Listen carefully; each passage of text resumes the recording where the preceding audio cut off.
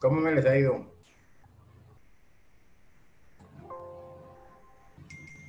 Buenas noches, profe.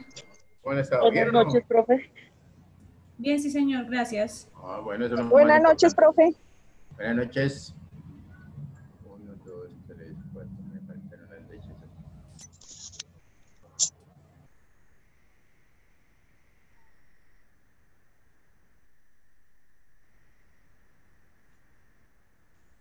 Vamos a esperar 5 minuticos a ver si me conectan estas dos bellezas a ver y ya arrancamos de una. ¿Listo?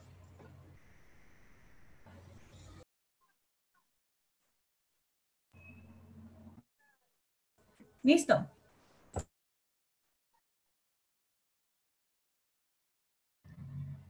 ver dónde está la cosa.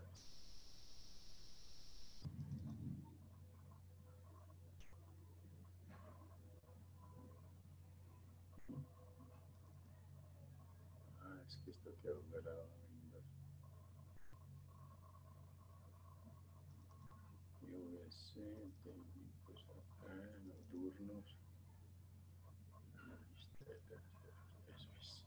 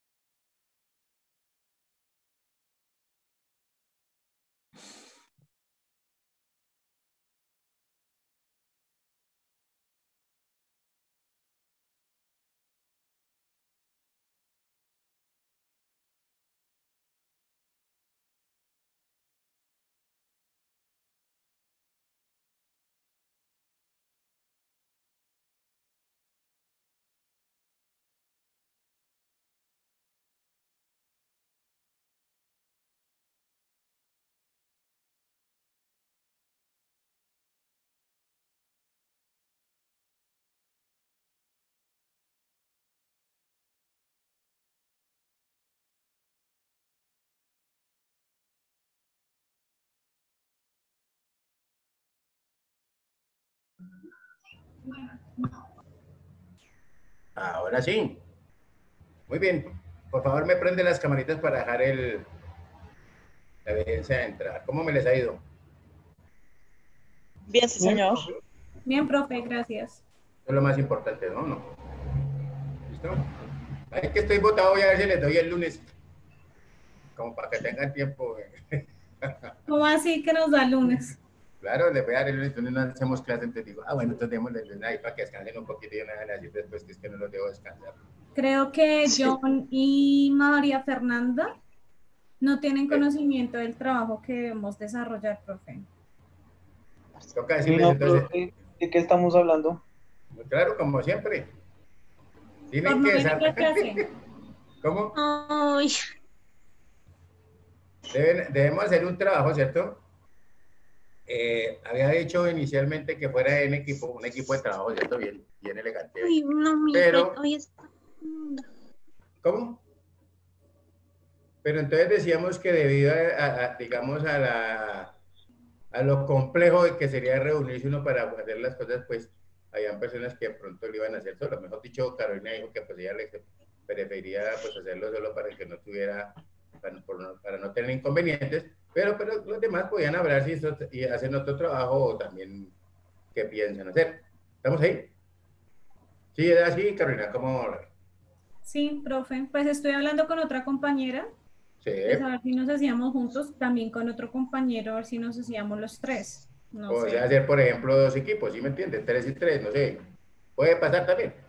Ujú. A veces, pues es también más fácil que se organicen así. Tranquilos que si están dispuestos a seguir en la universidad, no se preocupe que van a hacer equipos a veces de 40. Y ahí es un poquito complicado.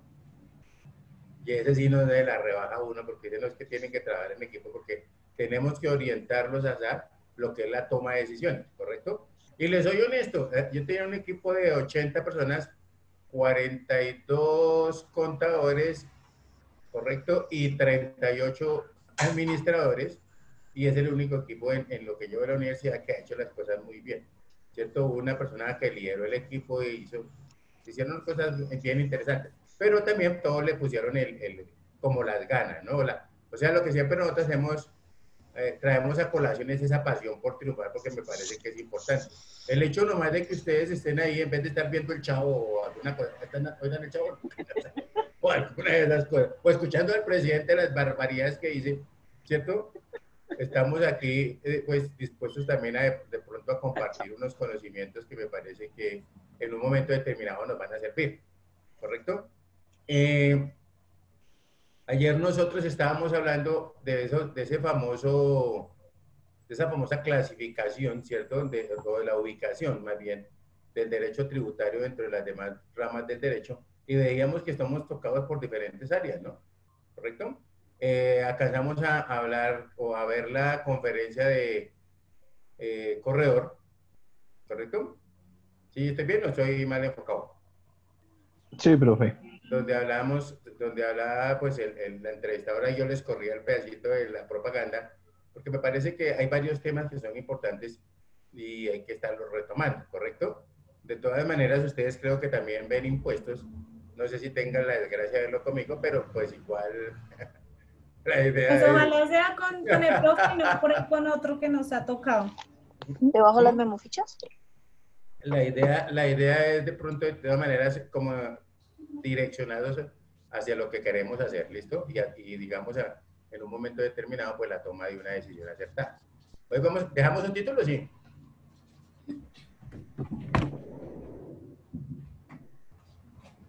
No, profe. Me falta una ingeniera. ¿Qué pasa, maestría? A ver qué. Aquí tenemos.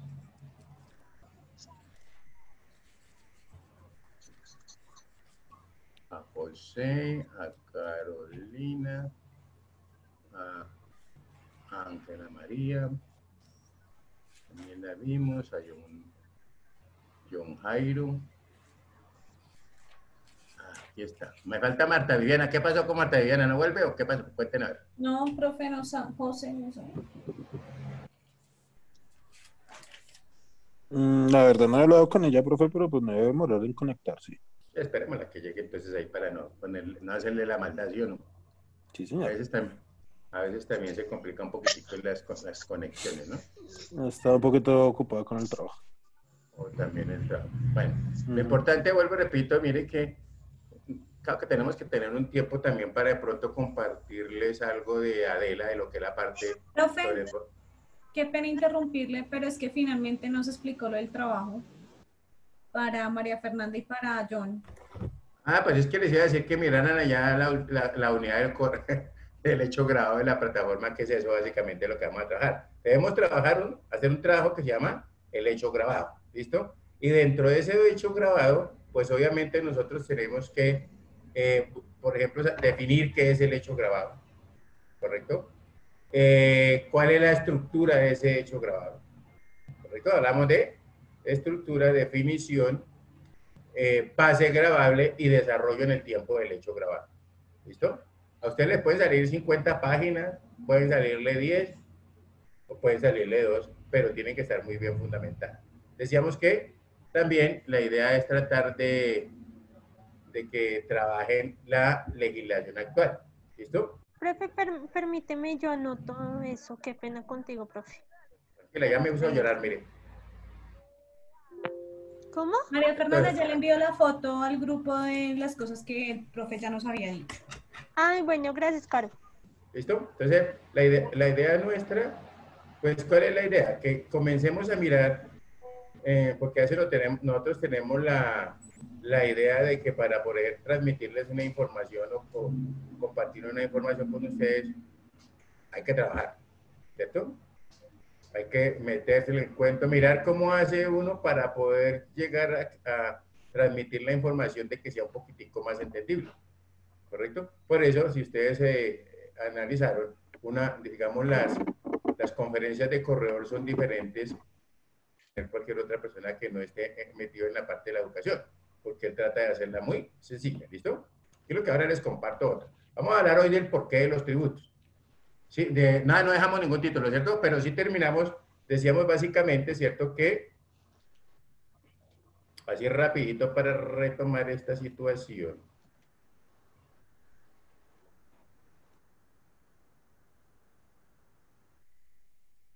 Comparto esto para que retomemos esto simplemente.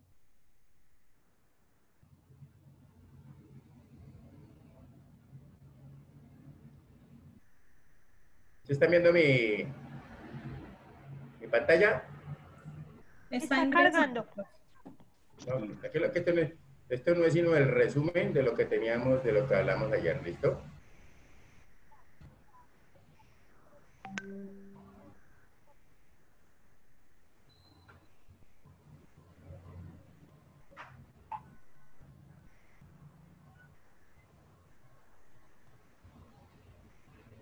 ¿Ya ahora sí la ven? ¿Estamos bien? Sí, profe. Bueno, muy bien. Entonces decíamos que fundamentalmente el derecho tributario, ¿cierto?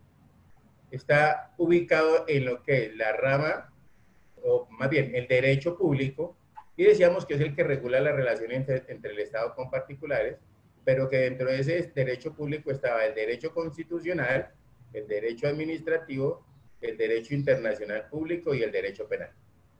Además de eso, ¿cierto? Habría en la rama del derecho privado, que es el que regula las relaciones de particulares con particulares, encontrábamos el derecho civil y el derecho laboral y comercial, que hablábamos que podía ser derecho laboral, patronos y trabajadores, ¿cierto? Regula relaciones entre patronos y trabajadores, y el derecho comercial entre patronos con comerciantes y trabajadores con comerciantes.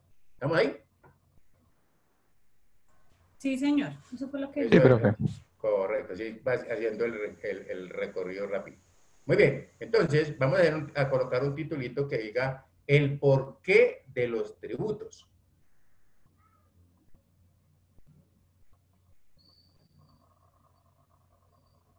¿Listo? Y dentro de ese porqué de los tributos es importante establecer, ¿cierto? Que generalmente todos los estados, ¿cierto? Sí, todos los estados pues tienen gastos y se dice que cada persona pues debe contribuir a sostenimiento del Estado.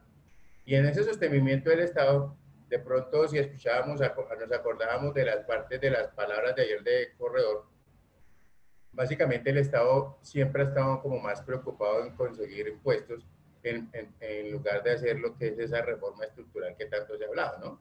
Pues en más ahorita les comparto la otra videoconferencia de Corredor para que analicemos un poco de situaciones que de pronto a veces no le ponemos cuidado, ¿cierto? Pero entonces, ese porqué de los tributos pues debe estar bien fundamentado, ¿correcto? Fíjese que ya hablábamos de la rama constitucional, o sea que en la Constitución Nacional deben estar establecidos, ¿cierto?, todos los lineamientos que se deben seguir para poder establecer un tributo. No es que yo llegué y porque soy entonces el presidente, entonces voy a decir que de aquí en adelante vamos a cobrar lo que se nos dé la sagrada voluntad. ¿Estamos claros? Además que debe ser sometido, para eso tiene su grupo de colaboradores. ¿Estamos? Sí, señor. Con respecto a esto, pues existen varias teorías, ¿no? Unos dicen que, como nosotros, ¿cierto? Cuando estamos hablando de un reinado, ¿cierto? Que hay reyes o una monarquía, pues básicamente hay unos súbditos. Y hay unos que hablan de que la teoría de los tributos o el porqué de los tributos está fundamentado en lo que es esa, digamos, situación en la que nos encontramos nosotros como ser súbditos del Estado. Otros dicen que debemos pagar tributos o pagar los impuestos porque pues igual por el mismo espacio que estamos ocupando. Por otro, vamos a hablar mucho de lo que es la circunscripción territorial, por ejemplo. Aquí en Colombia y en todos los países, pero me voy a referir aquí básicamente a Cundinamarca, en donde todos los alcaldes, ¿cierto? El alcalde de Cota, el alcalde de Chía, el alcalde de Bogotá, se preocupan obviamente por su ámbito territorial.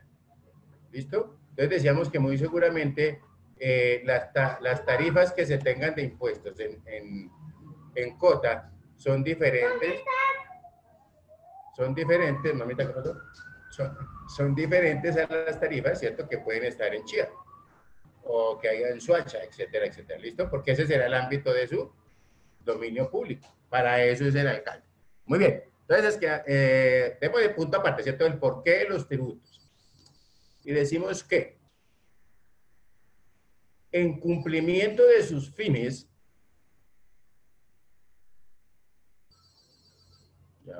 el Estado realiza gastos, coma,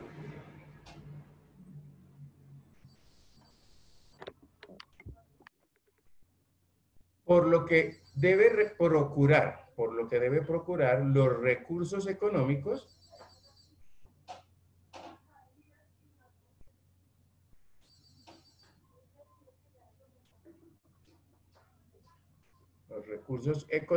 para cubrirlos. Punto seguido. Los ingresos del Estado provienen, coma,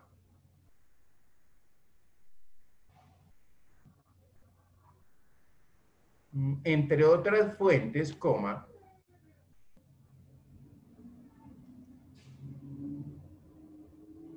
de los tributos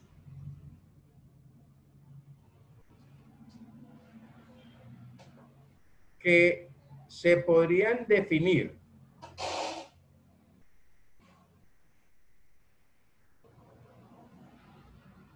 como las prestaciones obligatorias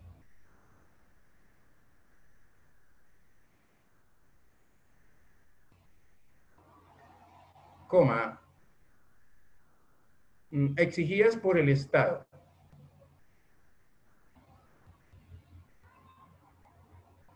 en virtud de su potestad de imperio.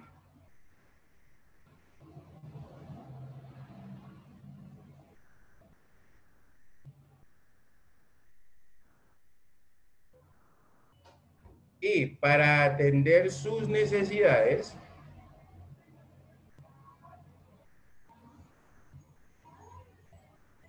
y realizar sus fines políticos, coma,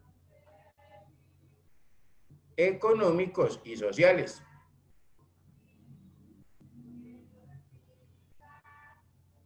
Punto seguido. Esto significa que el Estado unilateralmente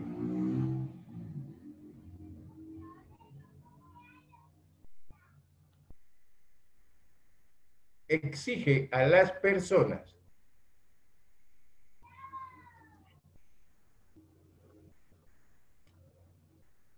el desplazamiento de sumas de dineros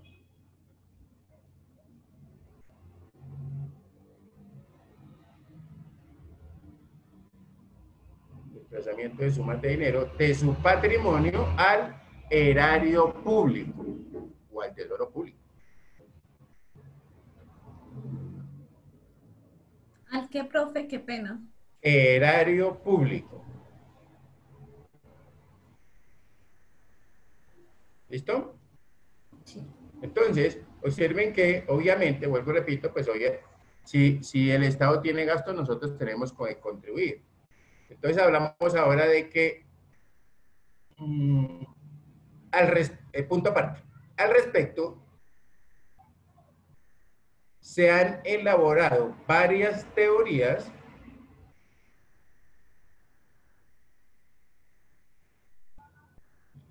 para fundamentar este derecho.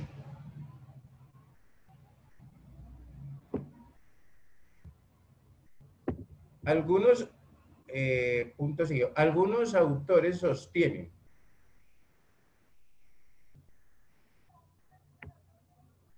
que el respaldo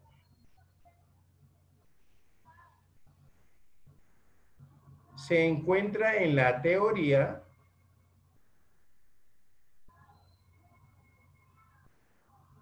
de los servicios, coma, según la cual,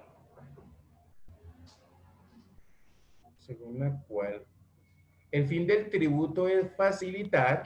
Profe, buenas noches. Buenas noches. ¿Cómo te ha ido? Bien, sí, señor. Trabajando mucho. Eso está muy bien. Me gusta que trabajen harto para que presten plata después, ¿sí o no? Sí, señor. Estamos Bueno. en medios en este momento. Ah, bueno, eso es más interesante todavía. Dichosísimo, sí. Muy bien. ¿Qué dijimos? Que se me fue la paloma. Facilitar. Fin del Ok. tributo es facilitar. Ah, correcto. Al Estado costear los servicios públicos que presta.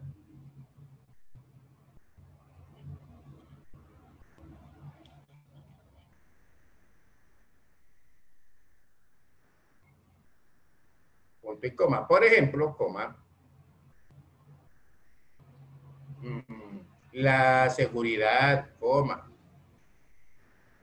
la salud, coma, la educación, coma, entre otros.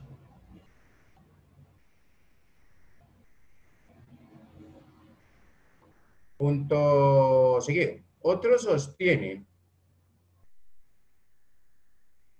que la relación de sujeción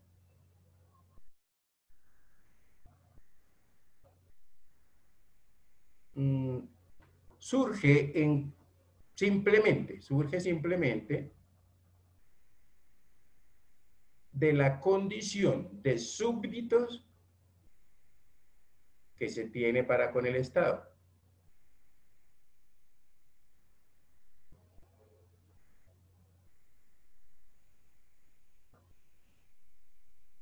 Punto y coma. Esta teoría se le conoce con el nombre de teoría, si quiere pongámosla ahí entre comillas, teoría de la sujeción o dependencia.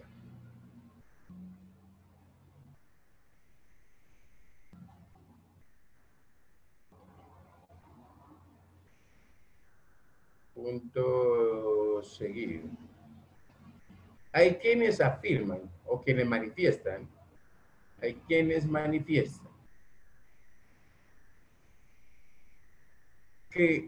la razón de ser de los tributos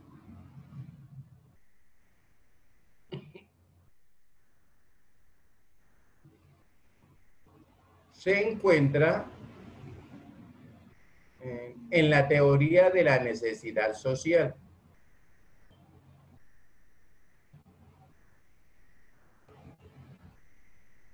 Punto y coma. Expresan que el respaldo del tributo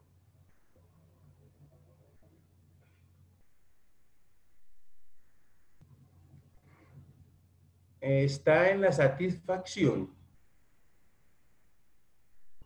de las necesidades sociales.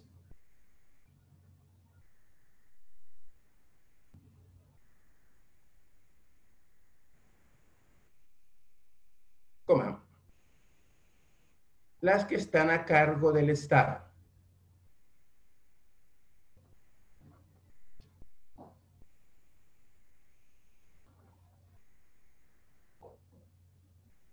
Punto seguido. Otros sostienen que hay que contribuir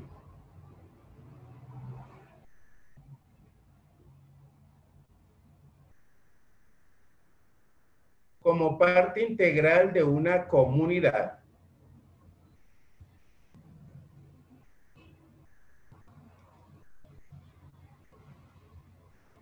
que requiere de todos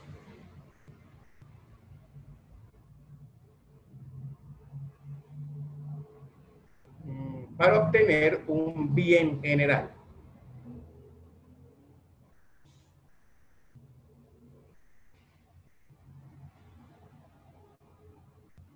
Punto aparte. En Colombia, la constitución política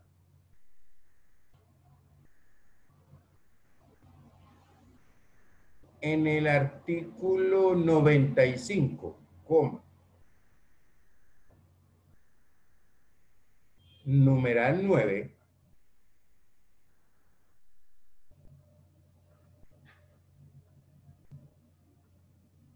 señala como fundamento jurídico para tributar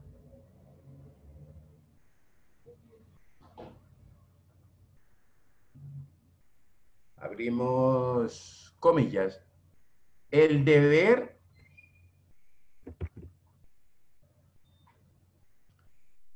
de la persona y del ciudadano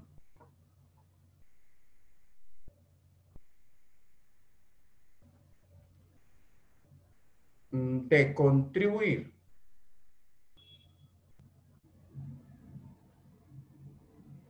al financiamiento de los gastos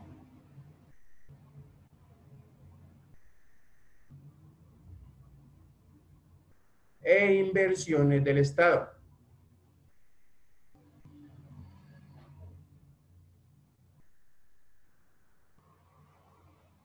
Dentro de los conceptos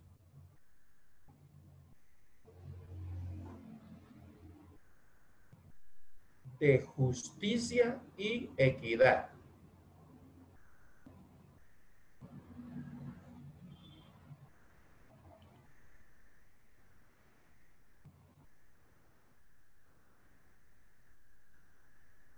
¿Listo? Entonces fíjense que, como les decía, existen diferentes teorías, unas, digamos, tienen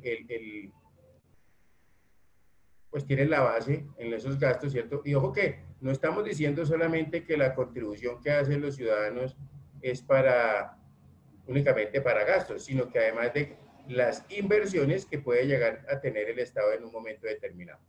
¿Listo? Por ejemplo, todas las inversiones que se hacen ¿en qué?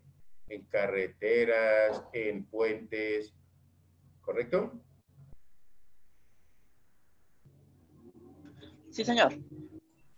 Sí, profe. Espérenme un momentico aquí, no se me vayan, que esto está como lento. Muy bien, vamos a mirar aquí en esta partecita con Alejo, vamos a ver una fundamentación, ¿cierto? Espérense, los comparto. Creo que es este streaming.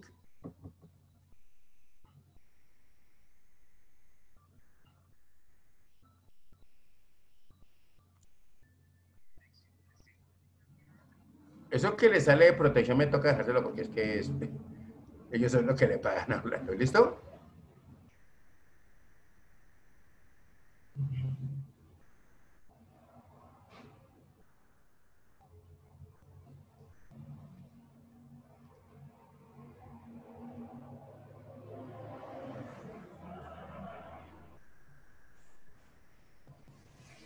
¿Ya están viendo mi pantalla? Sí, señor. Ok, entonces vamos a mirar ahí también mucha fundamentación, ¿cierto? De las cosas que les he hablado. Presenta el primer streaming de 2017. ¿Están escuchando Una mirada bien? a la reforma tributaria. Un espacio en vivo con Orlando Corredor Alejo, experto tributarista, para conocer ¿Se escuchan bien? Sí, señor. Bueno, listo. los puntos más destacados de la reforma relacionados con los fondos de pensiones. Gracias por conectarse con nosotros. Hola, buenas tardes. En nombre de Protección les damos la bienvenida a este primer encuentro en vivo, primer encuentro de 2017. En esta oportunidad para darle una mirada a la reforma tributaria, un tema que hace parte del acompañamiento que desde Protección queremos ofrecerles para su planeación financiera, tributaria y pensional. Ustedes, por supuesto, pueden participar a lo largo de esta transmisión con sus preguntas e inquietudes. En la parte inferior de la pantalla encontrarán una franja donde pueden escribir esas preguntas o comentarios. Y también en Twitter nos encuentran como @protección y en Facebook como Protección SA. Hoy el tema tributario nos toca a todos. Hablar de IVA, retención en la fuente, declaración de renta son asuntos cada vez más cotidianos. Y fondos como Protección siguen siendo vehículos para optimizar esa planeación tributaria. Por eso hoy vamos a darle una mirada a la reforma tributaria. Preparamos el siguiente informe para presentarles a nuestro invitado, experto en el tema. El doctor Orlando Corredor Alejo es abogado de la Universidad Nacional de Colombia, contador público de la Universidad Javeriana, especialista en tributación de la Universidad de los Andes y doctor en Derecho Tributario de la Universidad Salamanca, España. Se ha desempeñado como asesor en asuntos de derecho tributario nacional y territorial en empresas de los sectores financiero y real como Protección. Durante su vida profesional, ha estado vinculado de manera permanente a la actividad docente con universidades como la Javeriana, Los Andes, Externado, Jorge Tadeo Lozano, Universidad de Antioquia, Universidad Nacional de Colombia, entre otras. Es autor de libros y ensayos de permanente consulta por parte de contadores y tributaristas. También se ha desempeñado como presidente del Instituto Nacional de Contadores Públicos de Colombia y ha sido miembro del Instituto Colombiano de Derecho Tributario y de la AIC.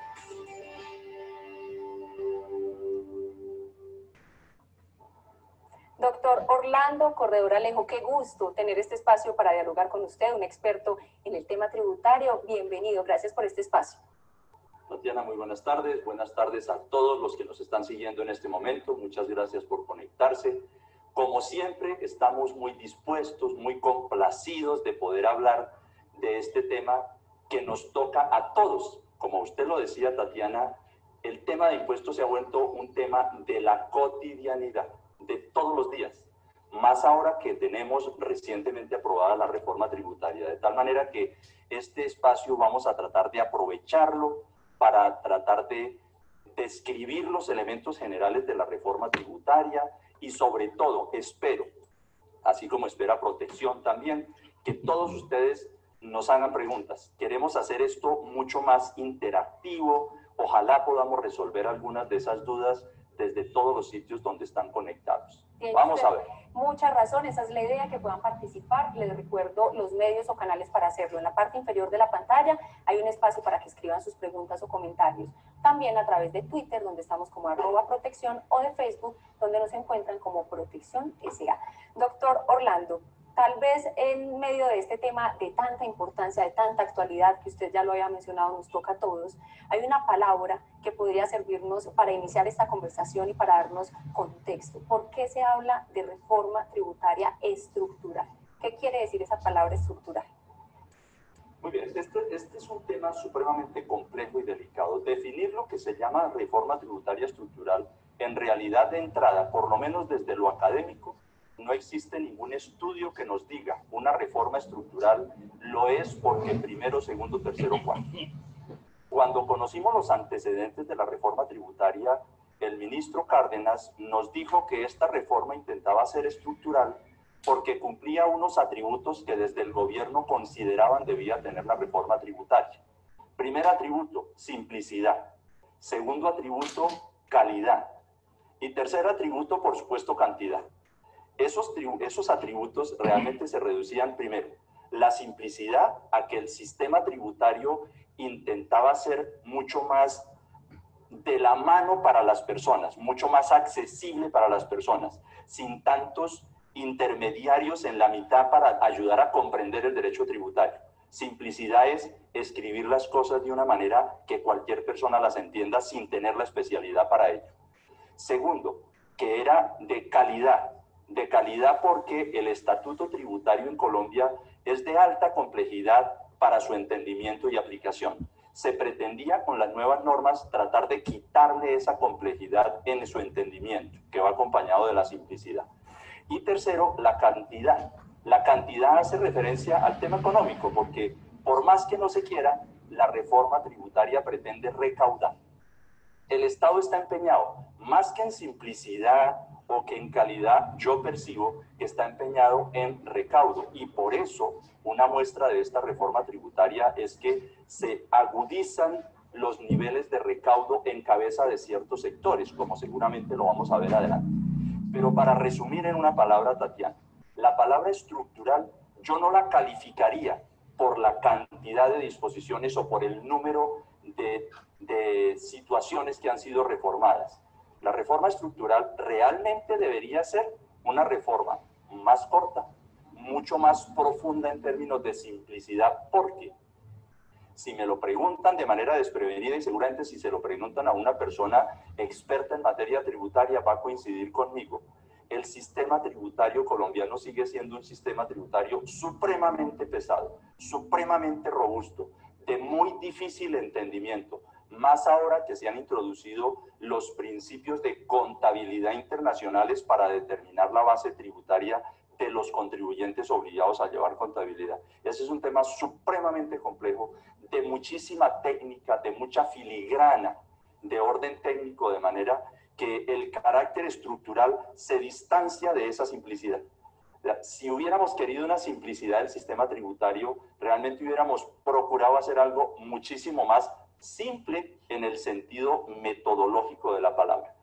Pero independientemente de si eso no es estructural, lo que sí tenemos claro, Tatiana, es que hoy tenemos una ley de reforma tributaria que tiene 376 artículos y efectivamente son 420. Además, quiero aclarar que la ley está estructurada del 1 al 376, pero hay artículos, el número 1 por dentro tiene artículo 1, 2, 3, 4, 5.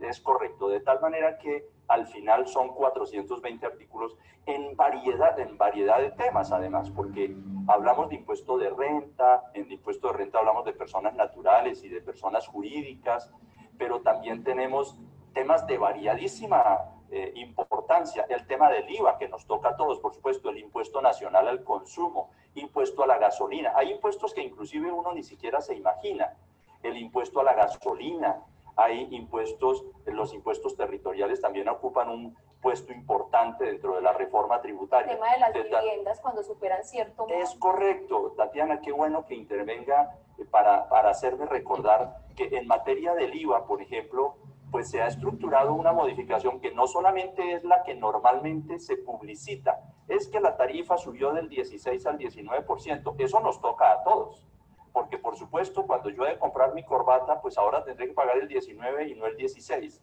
o cuando vamos a hacer cualquier compra a las que tienen impuestos sobre las ventas, tendremos ese sacrificio económico que nos toca a todos, toca al que vive muy bien o al que vive muy mal, porque el que vive muy mal igualmente tiene que pagar el IVA.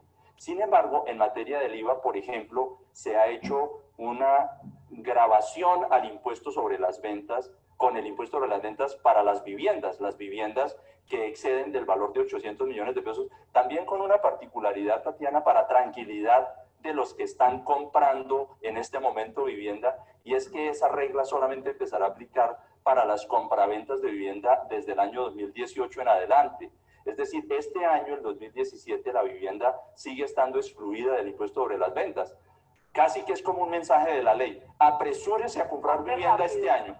Y cuando yo voy a comprar vivienda, además debo saber que los fondos de pensiones me sirven para esa finalidad, ¿no? Tenemos claro, y eso lo conserva la ley de reforma tributaria, Tatiana, porque caídos en el tema de la vivienda, hay un estímulo tributario cuando yo ahorro en los fondos de pensiones, Porque normalmente los fondos de pensiones, como lo reconoce el público en general, uno ahorra en el fondo de pensiones y debe dejar el recurso durante 10 años. Sin embargo, la ley permite que uno retire los recursos antes de 10 años cuando tiene por finalidad adquirir vivienda. Y es ahí a donde viene el punto. El año 2017 creo puede ser un año muy importante en la transición de la regla del IVA, porque a partir del año 2018 las viviendas superiores a 800 millones de pesos, valor redondo, van a empezar a tener un IVA del 5%. Es decir, se van a encarecer esas viviendas en su primera venta. Eso también creo que puede ser importante aclararlo. Cuando la constructora me venda a mí el apartamento, la casa de vivienda, me va a cobrar el valor más el 5% del impuesto, pero si después Orlando Corredor Alejo sale a vender su vivienda, él ya no tiene que cobrar el IVA, será solamente en la primera venta. Pero es de las modificaciones precisamente que ha estructurado la reforma tributaria, que como he dicho es una reforma supremamente robusta y que trae muchísimas novedades que ojalá podamos abordar muchas de ellas en esta sesión, Tatiana. Esperemos que el tiempo nos rinde y que podamos responder todas esas preguntas que ya nos empezaron a llegar, pero hay otra palabra clave y que se ha escuchado bastante, doctor Corredor, con el tema de la reforma tributaria y son las denominadas cédulas. ¿A qué se refiere el texto de la reforma por cédulas? Por supuesto. Cuando hemos dicho la reforma tributaria se ha ocupado de múltiples temas. Uno de los temas más importantes, que es a donde está la base tributaria real, somos las personas naturales.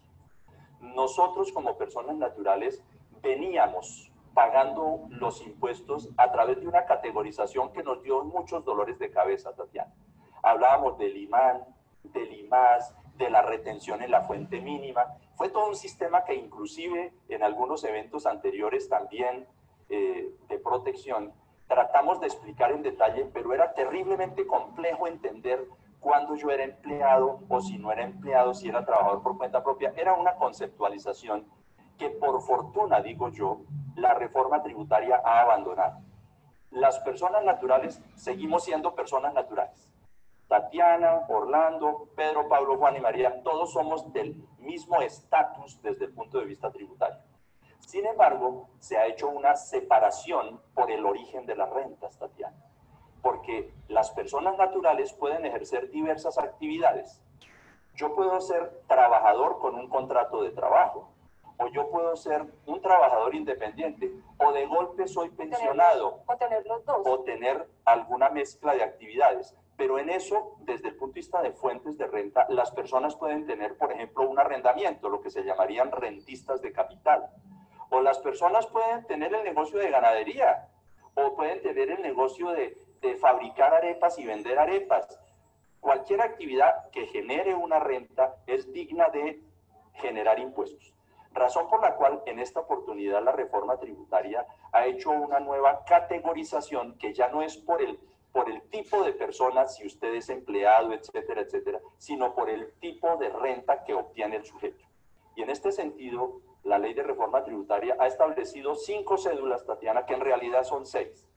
Las 5 cédulas van a consistir en que yo voy a determinar mi impuesto de renta a partir de la renta que obtengo según el origen de la renta. Explico. Si yo soy asalariado, voy a computar una cédula donde coloco exclusivamente mis rentas laborales, mis ingresos de trabajo, el salario, las prestaciones, etcétera, y de eso deduzco lo que me permite la ley para obtener la utilidad o la renta, ingresos menos gastos igual a renta. Esa será la renta de la cédula número 1, la cédula laboral. Pero existe una segunda cédula, que es la de los pensionados. Los pensionados siguen gozando de las mismas prerrogativas que tenían hasta la vigencia de la ley anterior. Es decir, a los pensionados no se los tocó, pero ellos computan una cédula aparte. Hay una tercera cédula que es la de las rentas de capital. Las rentas de capital son los rendimientos financieros. Usted tiene un CDT y se gana un interés, ese interés va en esa cédula. Y fíjense, Tatiana, a propósito de lo que me interpeló hace un momento, es posible que yo sea asalariado y tenga unos intereses de un CDT. Tengo 2 cédulas que debo calcular de manera separada. Ese es el punto. Entonces está la tercera cédula, que es la de las rentas de capital. Hay una cuarta cédula, que es la de los dividendos, tengo que contar más adelante en este programa una historia alrededor de los dividendos. Por favor, no dejemos ese tema por fuera. Y una última cédula, que es la de las demás rentas distintas de las anteriores, que la ley decidió denominar la cédula de los no laborales, donde entran los comerciantes, donde entran los agricultores, los ganaderos, etc. Y yo dije, son 5.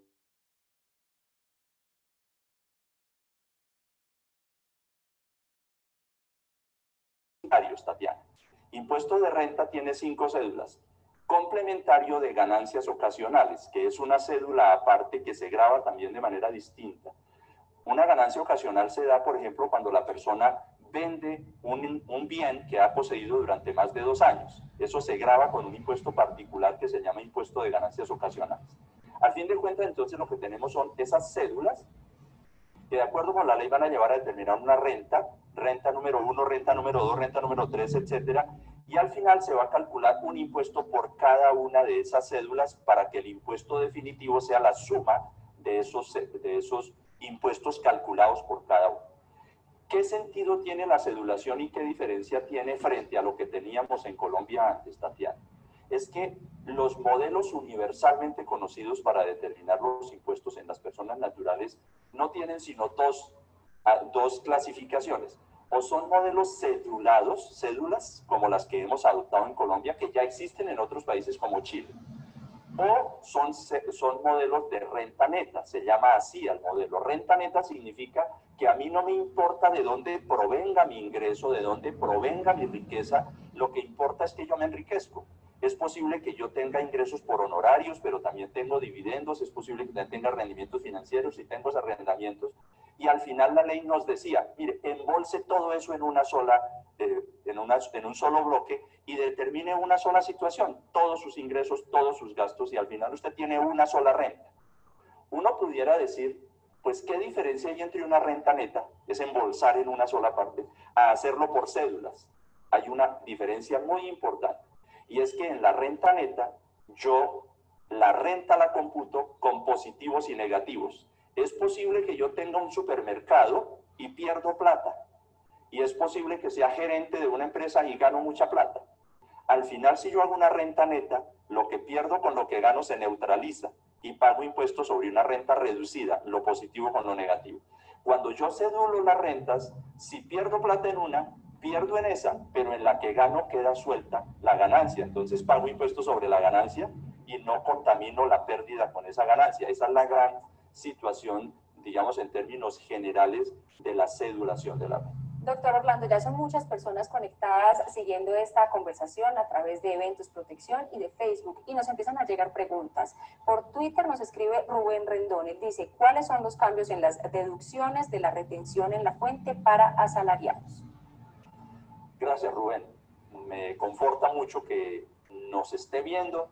Un saludo muy especial, ya que nos hace esta pregunta que viene muy a tono con lo que venimos hablando, porque la retención en la fuente es el modelo previo de pago de impuestos. La retención en la fuente sigue siendo el anticipo al pago del impuesto. La retención en la fuente para los pagos laborales, para los salarios, sigue teniendo un esquema similar al que veníamos teniendo hasta el año pasado. Yo pudiera decir en una palabra, no hay cambios. La pregunta de Rubén es si hay cambios en las deducciones. ¿Qué deducciones me permiten a mí como asalariado? Un breve resumen del tema nos permite orientar el tema porque esto le cubre a todas las personas que tienen un contrato de trabajo. Del salario que yo obtengo, de acuerdo como quedó en la nueva ley, del salario que yo recibo, incluyendo dentro del concepto salario, por favor, todos los pagos laborales, salarios, prestaciones, las comisiones, las horas extras, el auxilio de transporte, etcétera, etcétera, etcétera. Todo eso que entra en la cédula de la renta laboral se va a ver disminuido con unas deducciones, como decía, son las mismas que teníamos hasta el año pasado. ¿Cuáles son esas deducciones? Primero, dependientes. La ley conservó el concepto de dependientes, es decir, hijos que dependan económicamente de uno o inclusive padres que dependan o el cónyuge que también puede depender del otro cónyuge.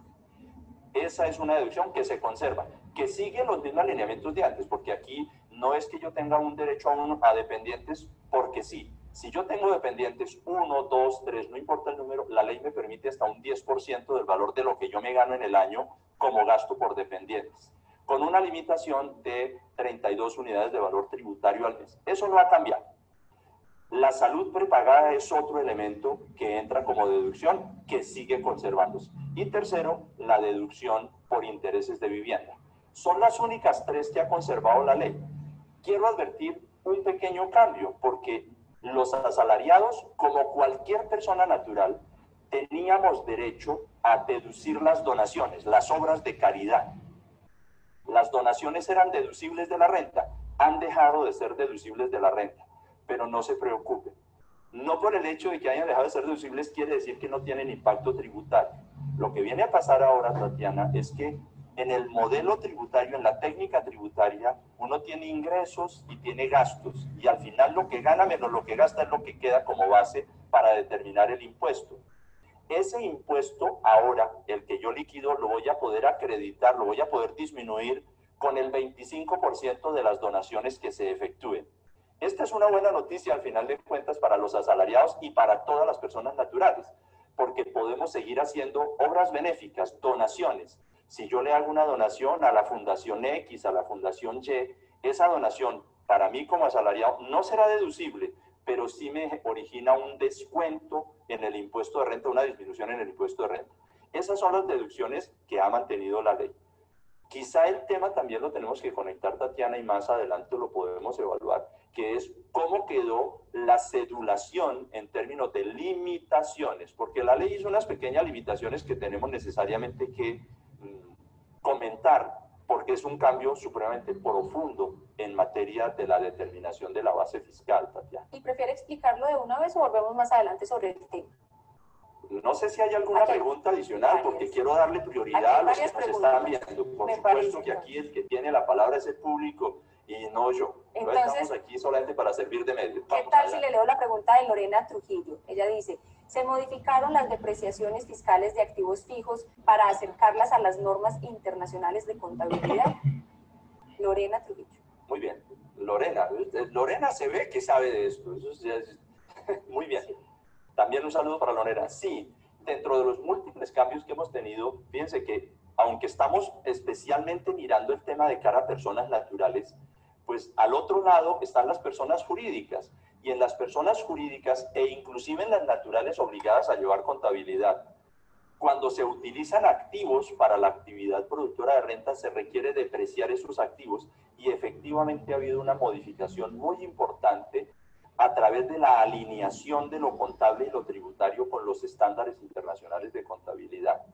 Dentro de esa alineación tenemos que la depreciación de los activos que se adquieren a partir del 1 de enero del año 2017 se deberá hacer, ese cálculo de depreciación se deberá hacer utilizando unos nuevos lineamientos dentro de los cuales está una extensión de la vida útil de los activos.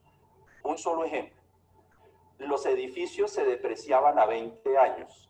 De acuerdo con la nueva ley, los edificios se van a depreciar a 45 o más, si el contribuyente quiere depreciarlo más. Pero ya no me permiten depreciarlo a menos. Es ahí a donde está el punto, porque la ley ha dicho, y frente a la pregunta de Tatiana, lo que la ley ha dicho es la depreciación de sus activos debe ser igual a lo que tengan la contabilidad y en todo caso nunca inferior, en el caso de los edificios, que es el que he puesto como ejemplo, nunca inferior a un lapso que resulte de 45 años. Esa es la alineación que hemos tenido. Qué buena pregunta. Le pregunta Juan Camilo, la retención del 7% sobre qué recursos se va a cobrar en los FPV o FPV y las AFC y a partir de cuándo y sobre qué consignaciones. Muy bien. Esta es una pregunta bastante compleja de explicar. Vamos a intentar hacerlo en 1 minuto y medio, pero es esto.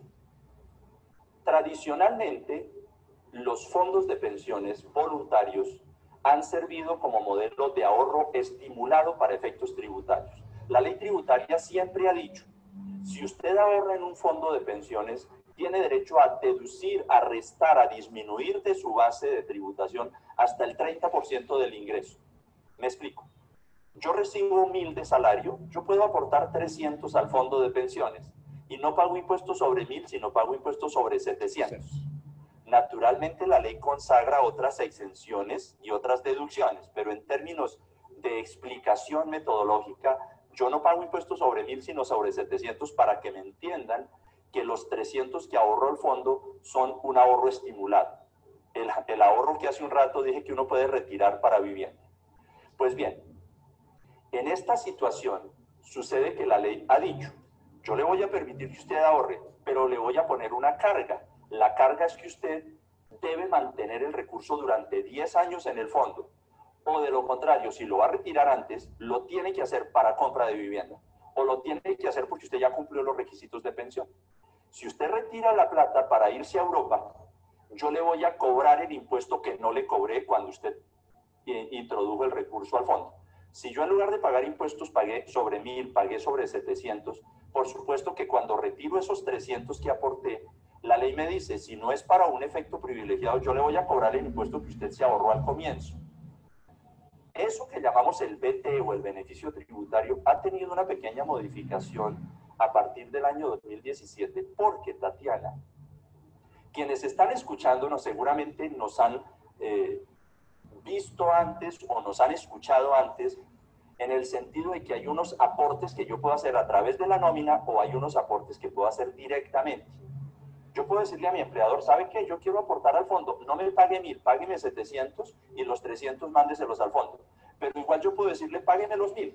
Y cuando yo tengo los 1.000 en mi bolsillo, voy al fondo y aporto los mismos 300. El efecto tributario es el mismo. Yo ahorro impuesto.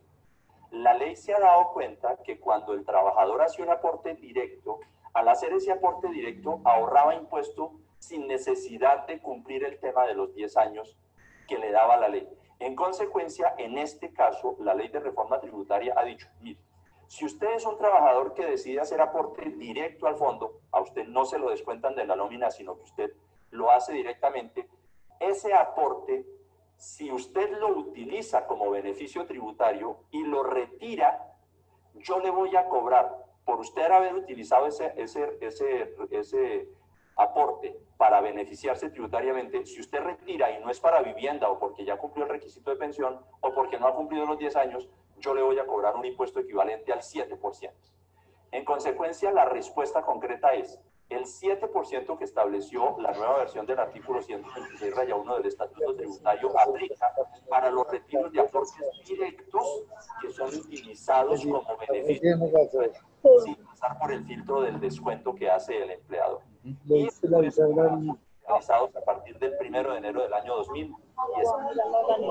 Cuando tenemos muchas personas conectadas fuera de Colombia, nos están viendo en Estados Unidos, Brasil, España, Chile, Portugal, México, Costa Rica y Panamá. Todos ellos, gracias por estar conectados. Vamos a hacer una pausa, pero es muy corta, y ya volvemos para responder diferentes inquietudes que nos están llegando a través de las redes sociales y de Eventos Protección. Y a través de nuestro /acceso directo al cliente, y además de comunicarse con nuestros otros canales o las líneas e los iPhones, de las cédulas y de todas las modificaciones que trae la reforma. Siento que es un momento oportuno, Tatiana, para que recordemos. El tema de las cédulas creo que ya lo estamos empezando a digerir y a madurar, pero hay una cosa muy importante. Yo creo que es de nuestra responsabilidad, además, hacerle conocer a las personas naturales las modificaciones tan profundas que trajo la reforma tributaria al hacer la cedulación. Porque no me puedo quedar con la simplicidad de que la cédula 1, 2, 3, 4, 5. Voy a explicar, por ejemplo, un tema que a mí me duele enormemente, que tiene que ver no con los asalariados, tiene que ver con las demás personas naturales. Porque si lo hemos de ver en términos de quienes ahorran y quieren ahorrar para su futuro, en este caso tengo que lamentar que la ley de reforma tributaria le dio un garrotazo en la cabeza a los ahorradores. Voy a hablar, por ejemplo, de los ganaderos, que es un sector terriblemente golpeado con la reforma tributaria, los mismos agricultores, que están en una cédula, en la cédula de las demás rentas distintas de las anteriores. Ellos, los agricultores, los ganaderos, venían en una situación relativamente cómoda en la reforma anterior, en las normas anteriores. Hoy la ley tributaria les ha dicho, mire, si usted es caficultor, si usted es agricultor de papas, si usted etcétera, o si usted es ganadero de leche, etcétera, usted tiene unos ingresos, usted vende la leche, por ejemplo, para hablar del ganadero, y usted, para determinar su renta real, Tatiana, la renta real de una persona es lo que se gana. Si yo vendo leche, pues yo tengo que depreciar las vacas y tengo que pagarle a los obreros de la finca y tengo que pagar el impuesto predial y tengo que pagar los aportes para fiscales de la nómina. Tengo que pagar absolutamente todo y al final yo tengo una utilidad. Lo perverso de la reforma es que en las cédulas se hicieron unas limitaciones que lo vamos a llamar por el nombre que debe ser: renta presuntiva sobre los ingresos. Así no lo llamó la ley, por supuesto, pero ese es el nombre real. ¿En qué consiste la renta presuntiva? Por ejemplo, para los ganaderos y los agricultores. La ley les ha dicho, señor, si usted vende 100, yo voy a presumir que su renta mínima es equivalente al 90% de lo que usted vendió. Y entonces, si el señor tuvo que depreciar las vacas, y tuvo que pagar el salario, y tuvo que pagar los aportes, y tuvo que pagar el predial, y tuvo que pagar los mantenimientos, y el veterinario, etcétera, etcétera, todo eso que le puede representar el 70 o el 80% de lo que él se gana, y con lo que se queda apenas con un margen del 10 o 20%, la ley ha considerado que presuntivamente él tiene que pagar impuestos sobre el 90% de lo que recibió en ingresos. Eso me parece a mí totalmente desaceptable, es un golpe muy duro. Pero además, pues es un golpe duro porque si lo vemos en dimensión de las personas que ahorran en los fondos de pensiones, pues hay una limitación para el aporte que se puede hacer a los fondos. Pensemos, si yo legalmente tengo un ingreso de 1.000, puedo aportar 300 al fondo de pensiones y no pagar impuestos sobre 1.000, sino sobre 700. Pero la ley para este grupo de personas, que es a los que estoy hablando, ahorita miro los asalariados que están en una posición más cómoda, pero los agricultores, ganaderos, rentistas de capital, etcétera, tienen la misma circunstancia en el sentido de que si aportan 300 al fondo de pensiones, no van a poder tomar los 300 como beneficio porque la ley les ha dicho que la suma de beneficios no puede exceder del 10% de lo que se gana. De tal manera que la persona que se gana los 1.000, en mi ejemplo simple, va a poder hacer un aporte sí al fondo, pero apenas de 10. Ya no puede ahorrar 300. Su pensión de futuro o su ahorro para la casa pues le ha sido desordenado ahora con la reforma porque le va a tocar pagar un mayor impuesto a pesar del esfuerzo en el ahorro. Esa es una limitación.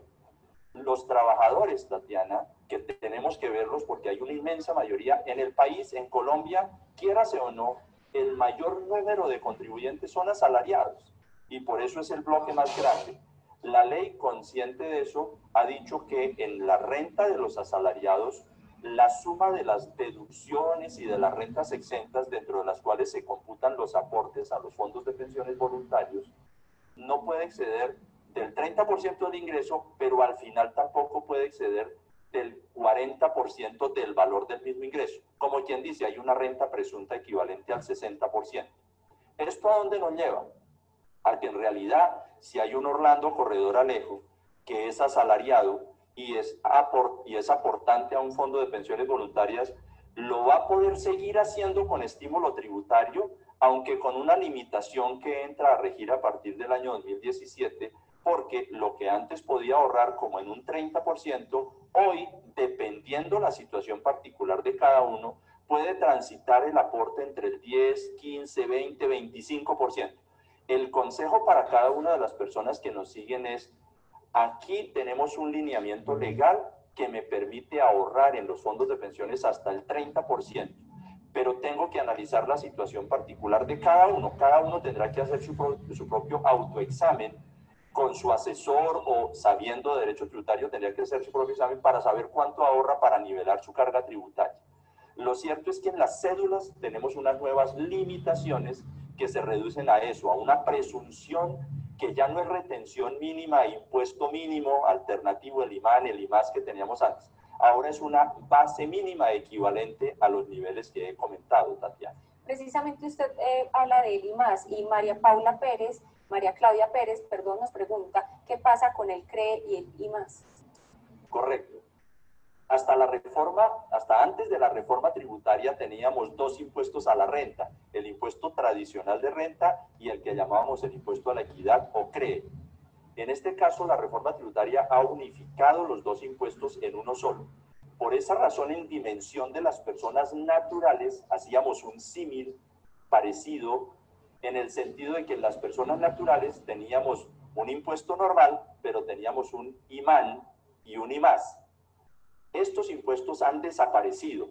El IMAN, el IMAS, la retención en la fuente mínima, el CRE, todos estos han desaparecido a partir del 1 de enero del año 2017, con efecto a partir del año gravable 2017. Solamente hay un impuesto de renta que para las personas naturales se mide por cédulas. A propósito, Tatiana, que no se me pase comentar, la reforma en lo que estamos hablando tiene validez para el año 2017, que es el que en términos reales se presenta en una declaración de renta el año entrante, en el año 2018. Este año nosotros vamos a presentar una declaración de renta con las cifras del año gravable 2016. Ese año se sigue trabajando con los lineamientos anteriores, eso no lo podemos olvidar. Mis beneficios ya quedaron allá y todo se hace con eso. Los nuevos lineamientos son los de hoy, por eso un poco el tema de la planeación tributaria y financiera que estamos haciendo para el año 2017 con estos nuevos lineamientos que van a jugar un papel importante para el año 2017. Inclusive ya para la retención en la fuente de los asalariados del mes de enero, porque en enero 30 ya se vence el primer mes de retención en la fuente de los asalariados, que entra a tener papel importante en la reforma tributaria. Para la retención en la fuente debemos seguir los nuevos lineamientos. Con algunas discusiones, perdón Tatiana, con algunas discusiones que se han venido generando si empieza el 1 de enero, el 1 de marzo, que es un tema que yo quisiera sustraerme para darle mejor peso a algunos otros temas, pero tengo que decir en resumen, lo que hemos dicho de las cédulas aplica igualmente para la retención en la fuente, en este caso de pagos laborales. Todos los departamentos de nómina de las empresas en este momento están haciendo los cálculos de retención en la fuente del mes de enero ya sobre los nuevos lineamientos de la ley, es decir, con la limitación famosa de las deducciones y rentas exentas al 40% para calcular una retención sobre una base mínima del 60%. Y la importancia entonces en esa planeación tributaria y financiera de contar con expertos como los que encuentran en protección para que les haga el debido acompañamiento. En Facebook tenemos en este momento más de 1.200 personas siguiendo esta transmisión y precisamente ahí nos deja una pregunta Claudia Patricia. Ella dice, ¿qué pasa con la retención contingente por aportes voluntarios al fondo? ¿Se mantienen o solo quedará el descuento del 7% que hará el fondo? Esa es una muy buena pregunta también. Qué bueno, Claudia Patricia.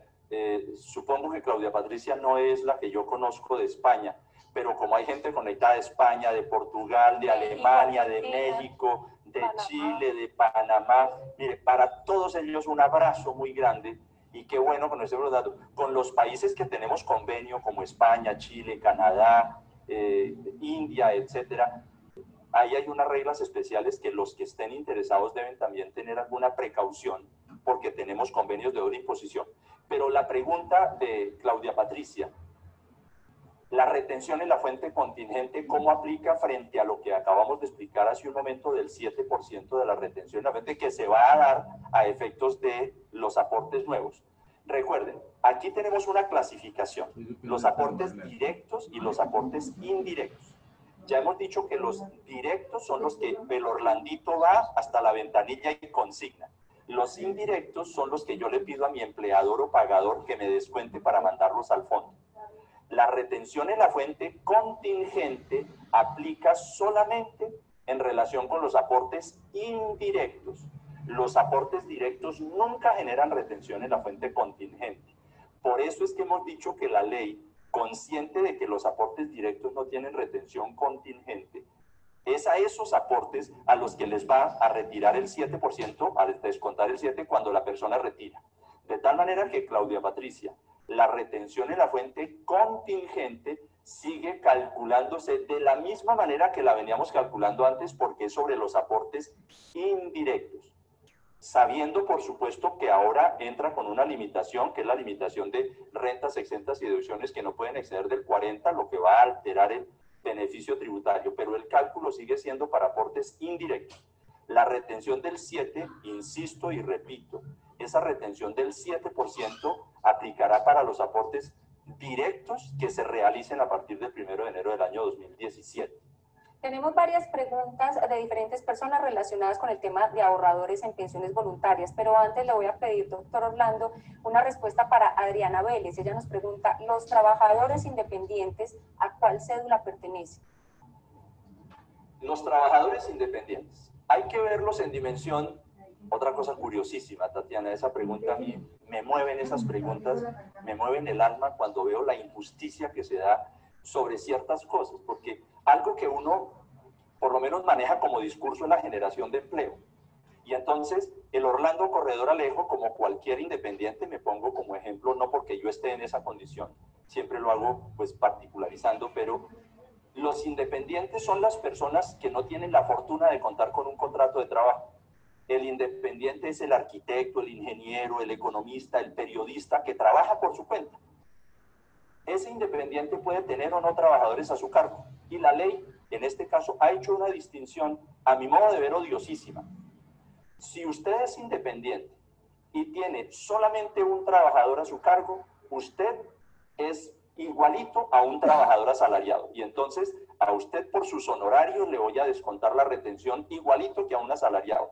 Le voy a hacer la deducción de dependientes, salud prepagada, aunque no cuente con los beneficios que pagan los asalariados. Correcto, aunque es correcto, lo asimila a asalariado, tiene el 25% de renta exenta. Eso el independiente que tiene un trabajador.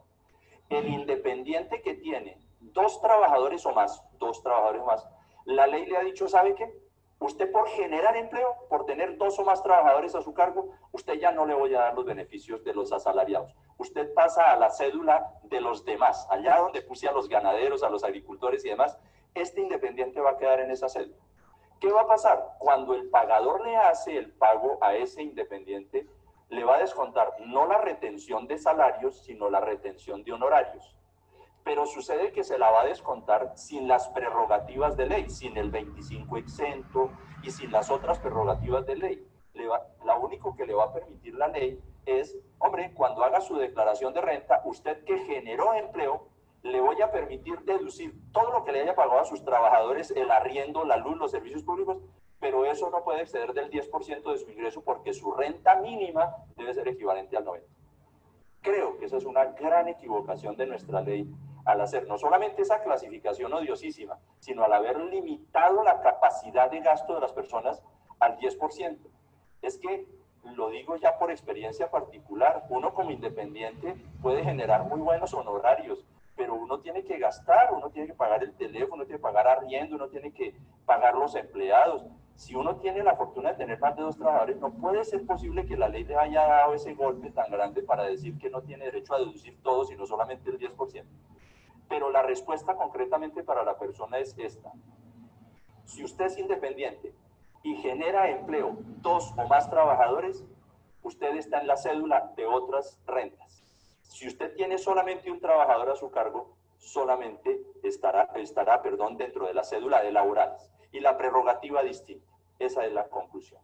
Wilson Pérez, Claudia Villa, Mario Fernando, ellos tienen preguntas sobre los ahorradores en pensiones voluntarias. Ellos preguntan, ¿se mantienen los beneficios en pensión voluntaria? ¿Cómo quedan los aportes?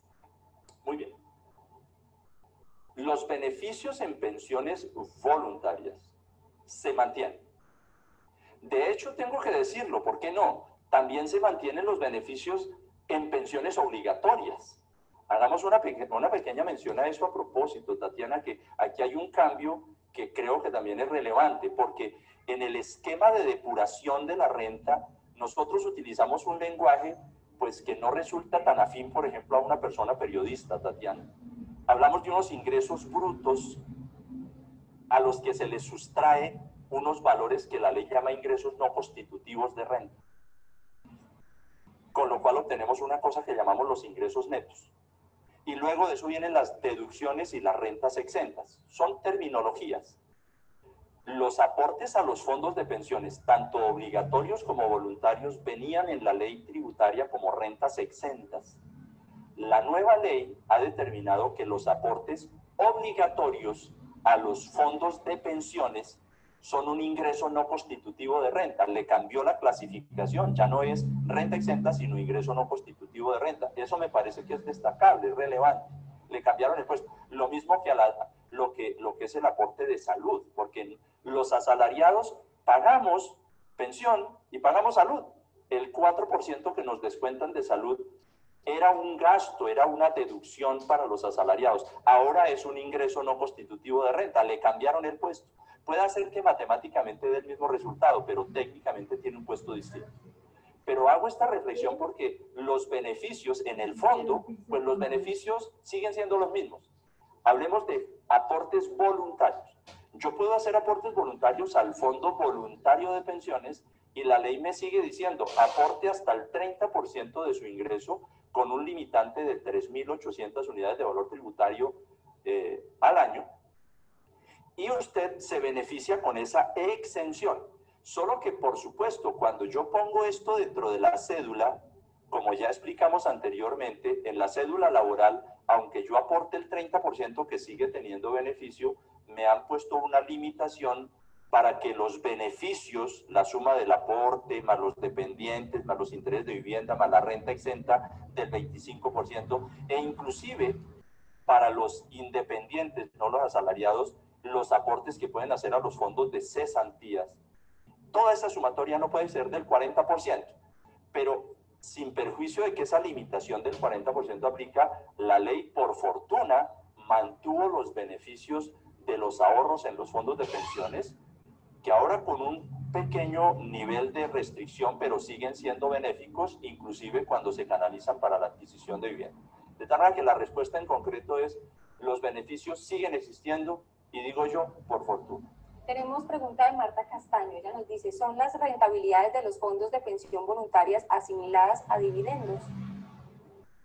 Qué bueno que nos recuerda la pregunta. Hace un rato dije que no se me olvide hablar de dividendos, porque aquí hay una historia que contar, que es una historia académica por lo menos, porque uno observa que quienes hacen la ley a veces pierden el pasado, no recuerdan el pasado.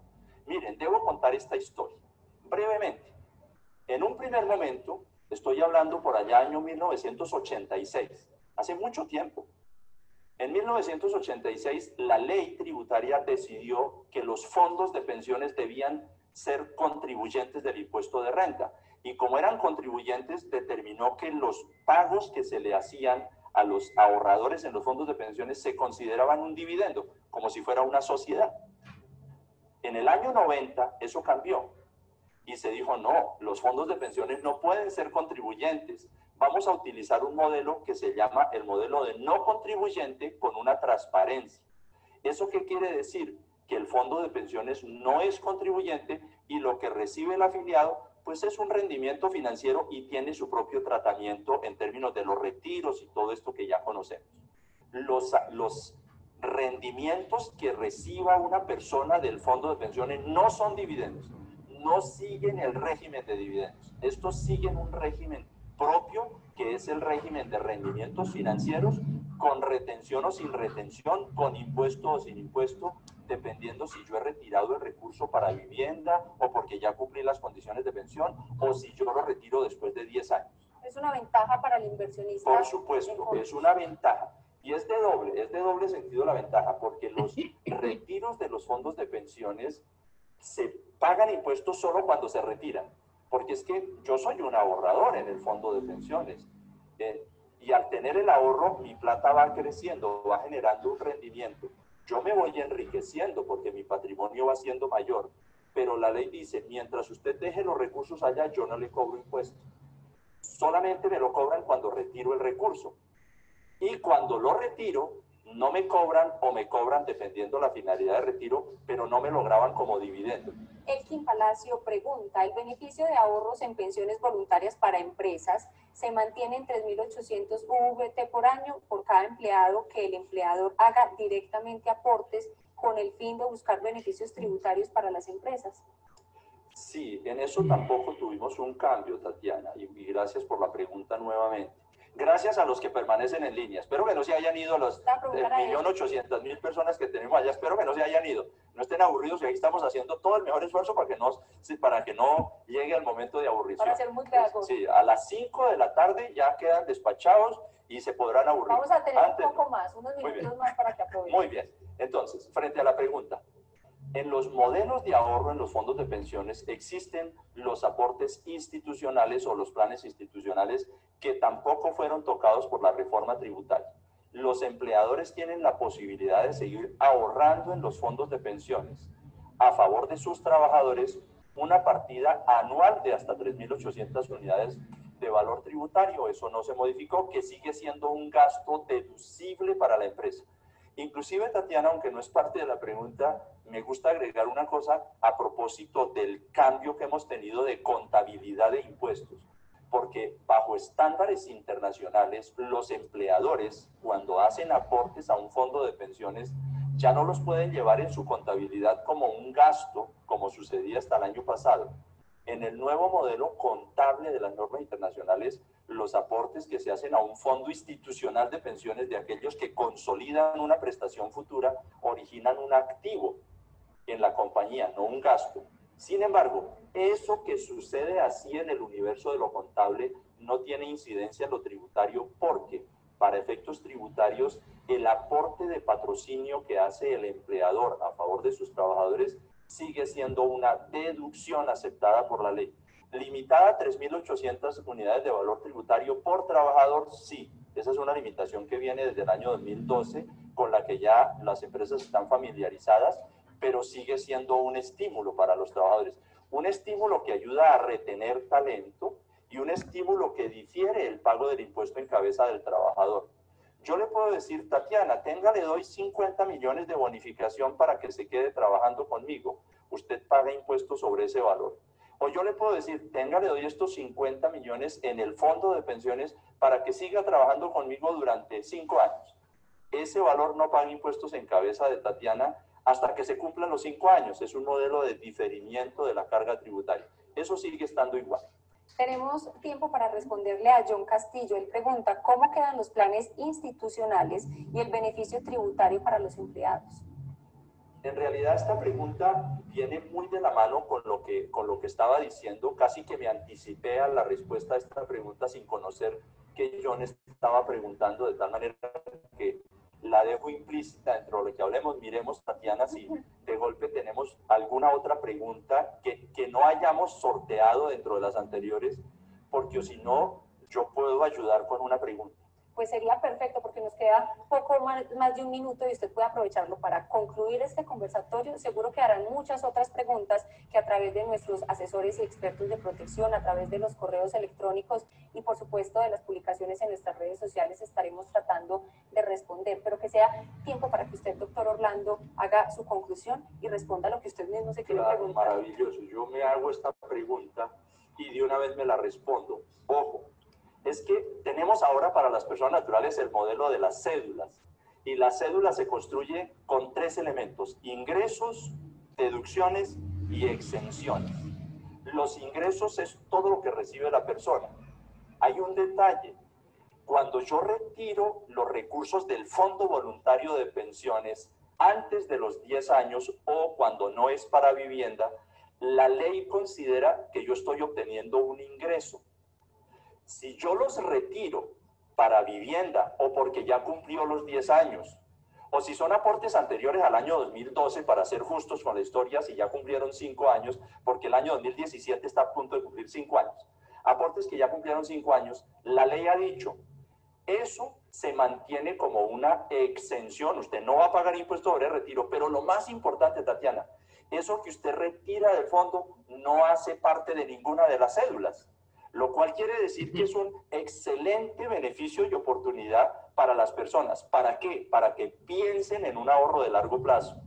Porque cuando yo retire el recurso, no la voy a incluir en la cédula. Fíjense, si yo retiro el recurso sin cumplir los requisitos, me la incluyen en la cédula. Y si me la incluyen en la cédula, voy a tener que pagar un impuesto quizá muy grande. Si yo retiro para vivienda, si yo retiro porque ya cumplí los requisitos de pensión, o si ya retiro porque cumplió la antigüedad del aporte, ese retiro no va a generar ingreso y tampoco va a ser parte de las cédulas. Esa era la pregunta y la respuesta que tenía. Si yo hago retiros de los fondos de pensiones, ¿en qué cédula pongo eso? En ninguna, mi amigo, si usted retira la plata con el cumplimiento de beneficios. Pero si no cumple los beneficios, tiene que ponerlo en la cédula de donde fue originalmente extractada, si fue laboral, si fue de rentas de capital, si fue de dividendos, etc. Doctor Orlando Corredor Alejo, qué gusto este espacio. Gracias por ser tan pertinente y tan pedagógico en esta conversación. Con todo gusto, Tatiana. Un saludo nuevamente para todos, cariñoso, con un abrazo. Confío en tener la oportunidad más adelante de seguir hablando de estos temas que a mí en lo personal me apasionan, pero sobre todo que me gusta compartir con cada uno. Muchas gracias por las preguntas. Abrazote para todos y hasta otra oportunidad. Muy pertinentes sus explicaciones a todos ustedes. Gracias por haberse conectado. Recuerden que este video quedará grabado en nuestro canal en YouTube, Protección SA, para que puedan repetirlo y compartirlo con amigos y familiares. Para nosotros es muy importante seguir mejorando, por eso les pedimos que participen en la encuesta que van a encontrar en la parte derecha de sus pantallas para poder ofrecerles cada vez una mejor y pertinente información. De nuevo, gracias por haber estado con nosotros. Hasta la próxima.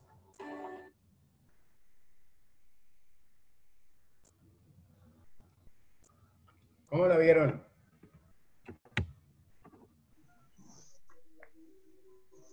Muy interesante, profe. Ustedes analizan, fíjese, digamos lo que estábamos hablando, ¿cierto? De que fundamentalmente es una reforma estructural, como decía Orlando. Ellos hablaban del año 2016. 2016 y 2017. Sí. ¿De ese año acá no han cambiado muchas cosas o eso se mantiene? No, acuérdense en lo siguiente, mire, que eso lo he dicho. No, Cada año. el primer estatuto tributario salió en 1989 y todavía estamos retomando normas de esto, ¿cierto? O sea, lo que pasa es que la ley no puede ir, mejor dicho, para que uno quede en todo el contexto, tiene que ver, pues yo no les he querido colocar esas, digamos, esa reforma del año 2012, el 2014, 2016 y 2018, y acuérdense que la del 2018 tuvo problemas, ¿correcto? Los impuestos no son nuevos, todos son una secuencia lógica de ir tratando de solucionar problemas que se presenten cuando se están emitiendo las nuevas normas, ¿correcto? Pero lo que están haciendo, como estamos hablando ahorita, el tema, voy a retomar lo que es la depreciación, ¿cierto? De los edificios. En su tiempo, hace muchos años decíamos, pero ¿para qué se deprecian los edificios? Y los edificios lo que hacen es que a través del tiempo su valor aumenta, se van valorizando, ¿sí o no? Y entonces los despreciábamos a 20 años y ahorita nos dice que la tasa de depreciación es del 2.22, o sea, 45 años, pero eso es con base en ¿qué? En la información que se tenía, ¿listo? Hay que tener bien claro, siempre estaremos hablando de las reformas, incluso ahorita en la 2010 de 2020, ¿cierto? Se está hablando de la reforma 1607 de 2012, que fue el primer paso que se dio para la famosa reforma estructural. ¿Estamos? Sí, señor. ¿Listo? Profe, yo tengo Ahora, una pregunta. ¿qué es lo que puede... Ya te contesto, espera. ¿Qué es lo que sí cambia? De pronto los montos, ¿cierto? Porque, digamos, con base en la inflación, pues obviamente los montos van a cambiar. Por eso era que les decía que es muy importante que cuando estén haciendo su trabajo del hecho grabado, miremos la normatividad actual, ¿cierto? Porque es que yo me acuerdo que un compañero de ustedes hablaba de que la sanción era de 100 pesos y le dije, pero ¿usted dónde sacó eso? No, de allá del acuerdo municipal del pueblo, tráigalo, y lo trajo y era de 1886, una cosa así. Entonces, con razón. ¿Listo? Entonces los montos van a cambiar, obviamente, ¿no? Y por eso hoy en día nosotros trabajamos con las famosas VT, porque anteriormente teníamos que esperar hasta que el gobierno sacara cuáles eran las nuevas bases de retenciones, por ejemplo. Pero hoy en día ya sabemos que para servicios son 4 VT, que para compras son 27 VT. Y el gobierno más o menos en noviembre, o en octubre, noviembre nos está diciendo cuál va a ser el valor de la VT para el siguiente año, que es la unidad de valor tributario. ¿Listo? Pues ahora sí, la pregunta que me decías. No, profe, era como más que un tema de aclaración, porque pues teníamos en cuenta, o no sé si lo entendimos en otra clase, que el tema de la renta presuntiva pues ya se iba a eliminar, que el primer año era un 90, el segundo un 75, y ya para el siguiente año ya se iba a eliminar ese tema de la renta presuntiva. Entonces no sé ¿Eso cómo Lo que pasa es que continúa? ¿Cómo se mira? una renta presuntiva, ¿qué es una renta presuntiva como tal? Así hablando en cristiano, como dice, ¿cierto? Sí. Si usted tiene, por ejemplo, o tuvo, digamos que un patrimonio, ¿cierto? Si su patrimonio líquido en el año 2018, ¿cierto? Voy a hablar de 19, fue de, vámonos, de 1 millón. Se supone que usted con ese millón, en este momento, por lo menos, debería haber generado 150.000 pesos, ¿correcto? O sea, se presume que usted con ese millón por lo menos alcanzaría a conseguir el 1.5% hoy en día, ¿correcto? La renta presuntiva siempre ha estado oscilando entre lo que era el patrimonio bruto y lo que era el patrimonio líquido o patrimonio neto. El patrimonio bruto básicamente es todo lo que tenemos nosotros como activos, ¿correcto? Recuerde que nosotros tenemos activos, pasivos y patrimonio, ¿sí? Hablando de la famosa ecuación patrimonial. ¿Estamos ahí? Entonces, Sí, pero... anteriormente habría que hacer 2 cálculos, hace muchos años, ¿cierto? No le digo todos los años, pero se tenían que hacer los cálculos sobre el valor del patrimonio bruto, digamos en su tiempo era el 3%, y sobre el patrimonio líquido el 6%. Pero es que hacer cálculos sobre el patrimonio bruto no tenía sentido. Entonces, ¿qué dijeron después? Se va a hacer sobre el patrimonio líquido.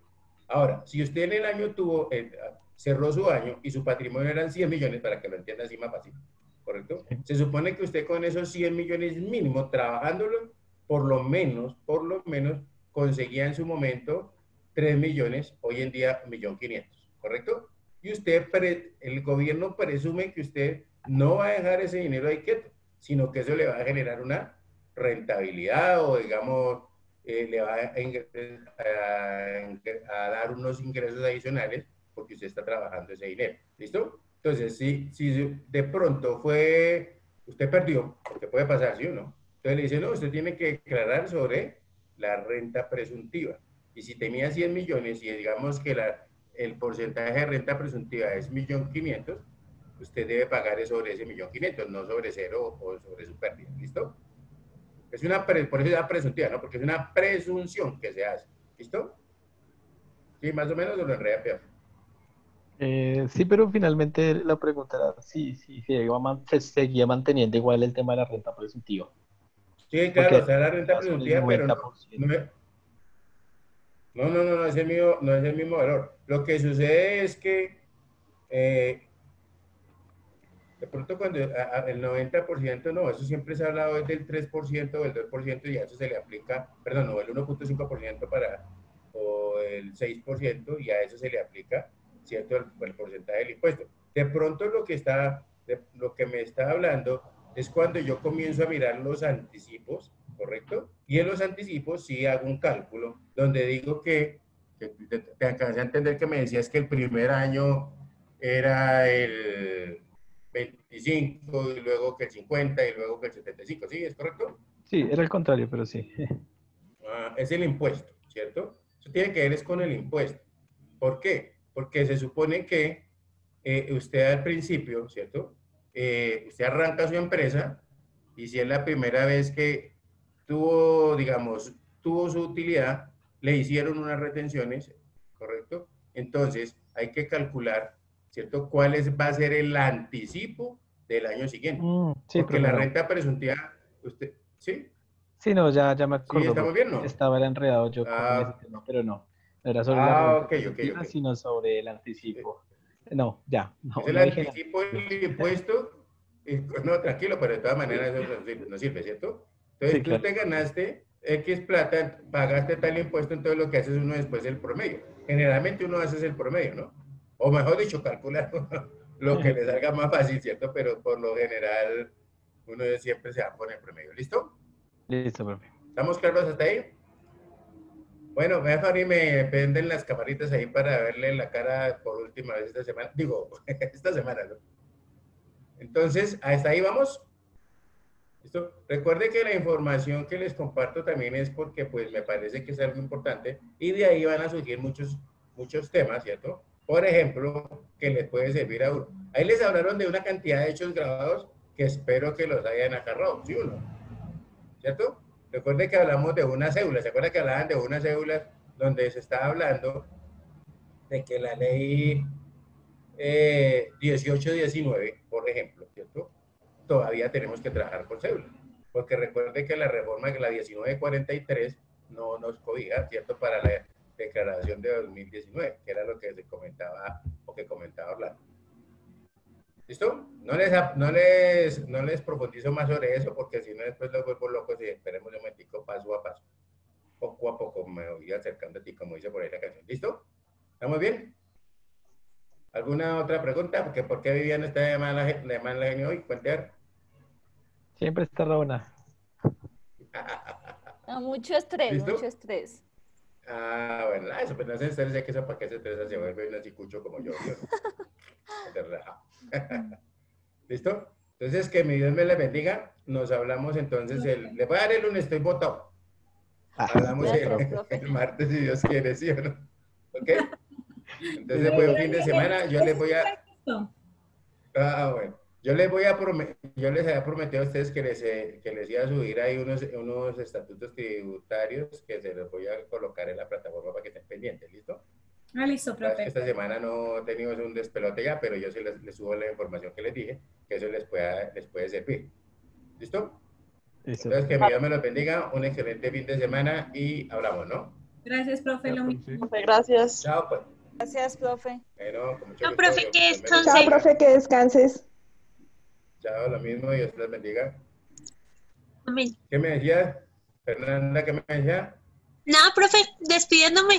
Que tenga buen fin de semana. Bueno. Listo, lo mismo. Dios te bendiga, amor. Igual, profe, chao. Bueno, chao.